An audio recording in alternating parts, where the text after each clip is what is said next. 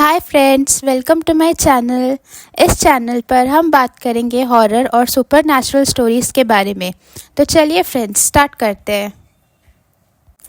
प्यार तो हम सब करते हैं, पर आपने कभी सुना है कि मरने के बाद भी कोई अपना वादा निभाए और अपने प्यार को पूरा करने के लिए वापस आए?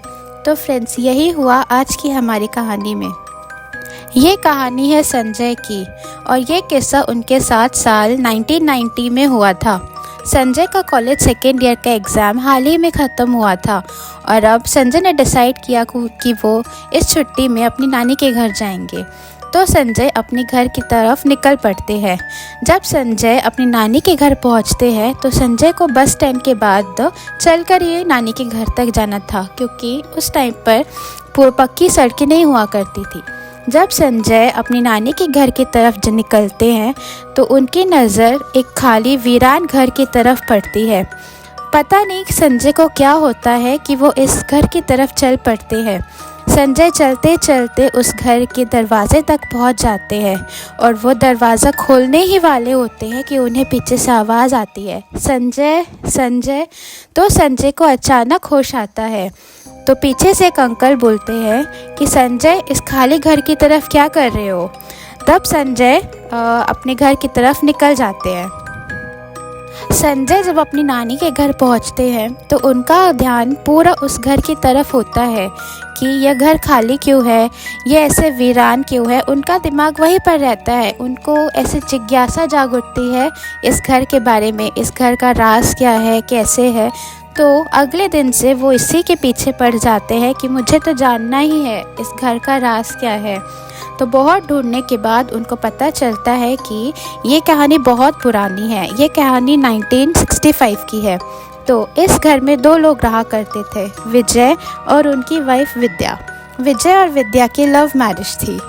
विद्या का घर से कोई नहीं था, और विजय के घर में उनके मम्मी पापा थे, जिनको ये रिश्ता बिल्कुल भी मंजूर नहीं था। उन्होंने बहुत मनाने की कोशिश की, पर वह नहीं माने। खैर, इसके बाद विद्या और विजय ने शादी कर ली और वह अपने मम्मी पापा से अलग अलग रहने लगे। विजय एक आर्मी ऑफिसर थे, और साल में उनको बहुत समय तक घर से दूर रहना पड़ता था। विजय और विद्या की शादी को 5 साल हो गए थे, और अब विद्या 6 मंथ्स प्रेग्नेंट थी। विजय ने विद्या से वादा किया कि वो विद्या के साथ उनकी पूरी प्रेगनेंसी तक साथ रहेंगे। विद्या बहुत ही खुश थी, क्योंकि विजय अब उनका बहुत ख्याल रखते थे, हर पल उनके साथ रहते थे। फिर एक दिन आया जब विजय के फ्रेंड रमेश उनके घर आते हैं, और वो उनको बताते हैं कि उन्हें अर्जेंटली ड्यूटी पर जाना होगा, क्योंकि बॉर्डर में कुछ इमरजेंसी आ गई थी। पर विजय ने साफ मना कर दिया। फिर विद्या के लाख मनाने के बाद विजय ने फैसला लिया कि चलो ठीक है, चलते हैं, अपना काम ख़त्म करके जल्दी से विद्या और उनके बच्चे के पास वापस आएंगे। फिर विजय बॉर्डर की तरफ निकल पड़ते हैं।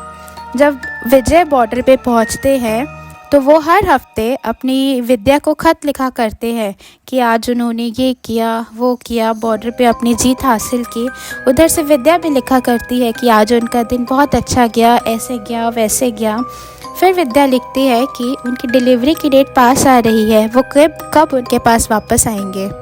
विजय कहते हैं कि वह जल्द ही 1 हफ्ते के अंदर अपना काम ख़त्म करके विद्या के पास आ जाएंगे। फिर अचानक बॉर्डर पर एक इमरजेंसी आ जाती है, और एक लड़ाई शुरू हो जाती है, जिसमें विजय को बहुत चोट आती है और उनका पैर फ्रैक्चर हो जाता है। डॉक्टर ने कहा कि उनको 1 महीने तक कंप्लीट बेड रेस्ट की ज़रूरत है। तो विजय निराश मन के साथ रमेश के हाथों एक लेटर और एक प्यारा सा खिलौना विद्या के पास भिजवाते हैं, और उसमें लिखते हैं कि वह जल्द ही विद्या के पास वापस आएंगे। फिर समय बीतता है और विजय के घर आने का समय आ जाता है। विजय जब अपने गांव पहुंचते हैं तो वो देखते हैं कि पूरा गांव खाली हो चुका है, जैसे मानो महामारी से छा गई हो।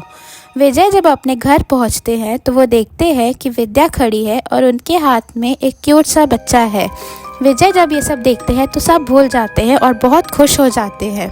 फिर एक दिन विजय अपने बच्चे को खिला रहे होते हैं तो वह देखते हैं कि विजय की मम्मी दूर से खड़े होकर उनको देखे जा रही है। विजय अपनी माँ के पास जाते हैं तो उनकी माँ उनको खींचकर कोने पर ले जाती है और बोलती है, ये क्या कर रहा है तू? जल्दी से जल्दी उस घर और अपनी बीवी को छोड़ के ये घर खाली कर दे। जब विजय ये सुनते हैं तो वो अपनी माँ से पूछते हैं कि क्यों माँ, ऐसा क्या हुआ। वो बहुत पूछते हैं और उनकी माँ कुछ बताने ही वाली होती है कि दूर से विद्या उनको आवाज़ लगाती है। ये देखते ही विजय की माँ बहुत डर जाती है और वो उनको छोड़कर चले जाती है। फिर एक दिन विजय नदी के उस पार जाते हैं ताकि वो विद्या के लिए बाज़ार से कुछ ले ले। विजय विद्या के लिए चूड़ी खरीदने लगते हैं। जब वो चूड़ी खरीदने लगते हैं तो वो देखते हैं कि चूड़ी वाला, आसपास हर दुकान वाले, आने जाने वाले लोग विजय को बहुत ही अलग नज़र से देख रहे हैं। विजय आसपास के लोगों से बात करने की कोशिश करते हैं पर कोई उनसे बात नहीं करता, सब उनसे दूर भागने लगते हैं। विजय को बहुत ही अजीब लगता है। इसके बाद विजय की माँ फिर से आ जाती है और उनको फिर से बोलती है कि जल्दी से अपना घर और गांव खाली कर दे। वो अब डायन बन चुकी है और अब तुझे बिल्कुल भी नहीं छोड़ेगी। विजय बहुत ही नाराज़ हो जाते हैं पर उनकी माँ उन्हें समझाने लगती है कि जब विजय बॉर्डर पर थे तो विद्या बहुत ही अकेली हो गई थी। ऐसे ही करते करते विद्या की प्रेगनेंसी का डेट पास आ गया। फिर एक दिन अचानक विद्या को इमरजेंसी में हॉस्पिटल ले जाना पड़ा पर विद्या के पास कोई नहीं था। विद्या बहुत चिल्लाती रही, तड़पती रही पर उनके पास कोई नहीं आया और ऐसे ही चिल्लाते चिल्लाते विद्या ने दम तोड़ दिया। फिर इसके बाद गांव में अजीब सी हरकतें चालू हो गई। लोगों ने कहा कि उनको विद्या की चिल्लाने की आवाज़ें आने लगी, एक बच्चे की रोने की आवाज़ें आने लगी और लोगों ने बहुत जगह तो विद्या को देखा भी। इसके चलते लोगों में बहुत दहशतें फैल गई और लोगों ने धीरे धीरे करके गांव खाली करना चालू कर दिया और वो नदी के उस पार बसने लगे। विजय ये सब सुन के बहुत ही उदास हो जाते हैं कि उनकी ही माँ ये सब क्या बोल रही है। विजय बोलते हैं कि माँ, ये सब क्या बोल रही हो, वो तुम्हारी ही बहू है और वो तुम्हारा ही पोता है। पर उनकी माँ बहुत समझाती है कि वो जिसके साथ रह रहा है वो उसकी बीवी और बच्चे नहीं है, वो तो कब के मर चुके हैं और अब उनकी बीवी मरकर एक डायन बन चुकी है। खैर, इसके बाद विजय बहुत ही नाराज़ होकर वापस घर चले आते हैं पर विजय को बहुत डाउट होता है इस पर, क्योंकि इतने लोग झूठ तो नहीं बोलेंगे। इसके बाद विजय बहुत ही डरे डरे रहते हैं। विद्या उनके पास आती है तो विजय अचानक डर जाते हैं। विजय कहते हैं अगले दिन कि मैं नदी के उस पार जाता हूँ, कुछ सब्जियाँ ले आता हूँ। विद्या इस पर बहुत नाराज़ होती है। वो बोलती है, आपको कहीं जाने की ज़रूरत नहीं है, मैंने सब्ज़ी ला ली है। इसके बाद विजय फिर एक प्लान बनाते हैं कि क्यों ना बॉर्डर पर जाने का फैसला करते हैं। विद्या उनको फिर से टोक देती है कि अभी मत जाइए, कुछ टाइम अपनी बीवी और बच्चे के साथ रहिए। फिर विजय फिर से रहने का डिसीजन लेते हैं। फिर एक दिन खाना वाना खाकर विजय और विद्या सो रहे होते हैं तो अचानक विजय की नींद खुलती है और वो देखते हैं कि बेड पर उनकी वाइफ विद्या नहीं है। वो पूरे घर में विद्या को ढूंढते हैं पर विद्या कहीं भी नहीं मिलती है। फिर अचानक वो आंगन में देखते हैं तो विद्या झूले पर बैठी होती है और उसके पैर उल्टे होते हैं और उसके बाल हवा में लहरा रहे होते हैं।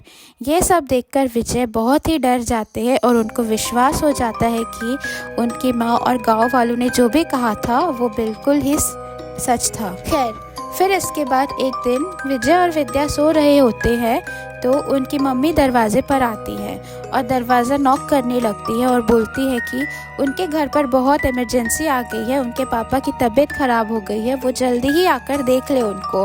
विद्या उनको रोकती है कि मत जाइए उनके पास, उन्होंने हमको नहीं पूछा, आप उनको क्यों पूछ रहे हो। पर विजय बार बार मनाते हैं विद्या को कि मैं एक बार देख के आ जाता हूँ।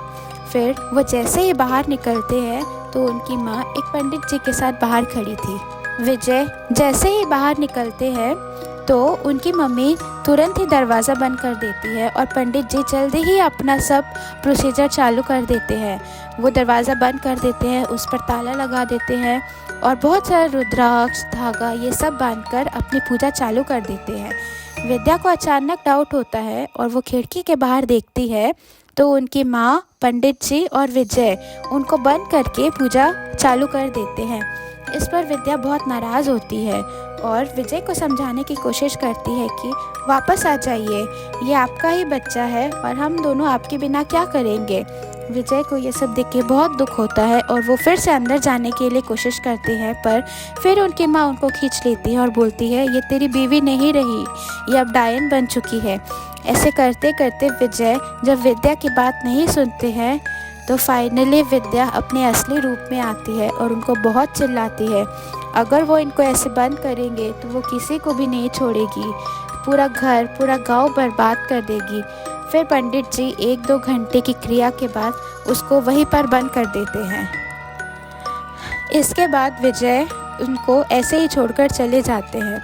उसके बाद से वो घर ऐसे ही बंद पड़ा है, वो गांव ऐसे ही वीरान है।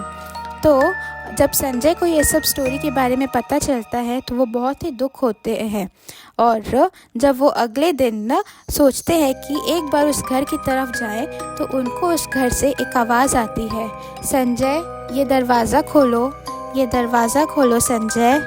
पर संजय ये सब जानने के बाद वहाँ से निकल जाते हैं। तो फ्रेंड्स बताइए आपको कैसा लगा ये रियल स्टोरी।